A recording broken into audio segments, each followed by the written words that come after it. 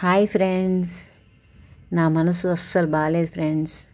అహ్మదాబాద్ విమాన సంఘటన చాలా మనసును కలిచివేసింది.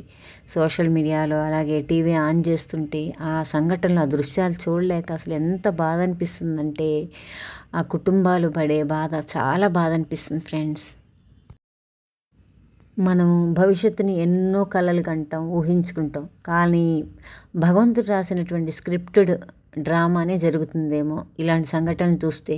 అందుకే అనిపిస్తుంది జీవితం చాలా స్వల్పమైంది, అల్పమైంది కూడా. ఎదుటి వాళ్ళకి సాధ్యమైనంత వరకు మానసికంగా కానీ మన చేష్టలతో కానీ ఎవరిని బాధ పెట్టకూడదు అని అనిపిస్తుంది. దేవుడు కరుణించిన కర్మ మాత్రం మెమొరీ పవర్ ఎక్కువ ఫ్రెండ్స్. అసలు చాలా క్రూరంగా ఉంటుంది కర్మ సిద్ధాంతం. అందువల్ల మనకి సాయం చేయడం చేత కాకపోయినా పర్లే, మాటలతో కానీ మన పనులతో కానీ ఎవరిని బాధ పెట్టకూడదు ఫ్రెండ్స్. ఈ రోజే, రేపు గురించి ఆలోచించద్దు. ఈరోజు ఎంత హ్యాపీగా ఉన్నామా, ఎంత ఎంత మంచి పనులు చేసామా, అదే జీవితం అనిపిస్తుంది ఫ్రెండ్స్. చాలా చాలా బాధగా అనిపిస్తుంది నాకు. ప్రమాదం అంటే ఎవరు ఎక్స్పెక్ట్ చేయరు, కావాలని ఎవరు చేయరు, విధి అంతే.